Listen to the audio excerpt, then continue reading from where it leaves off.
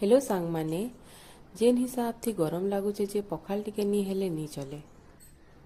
आज मैं पखाल सांगे बीट गाजर सलाड आउ आलू पुटल भजा आउ लाल भाजी इतार सांगे मुई साबुदानार पापड़ लिया बड़ी आउ करलार चिप्स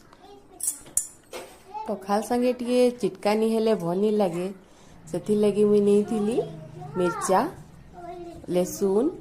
हेड़वा पातल घटा आउ नून ये सबू के मुई चिटकी देमी आछिन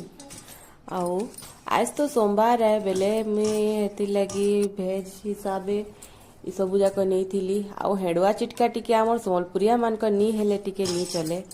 हेटा टिके आमर मेन डिश है। पखाल सांगे हेड़वा चिटका और भजा माने खाई देले आसी जीवा बहुत मजा।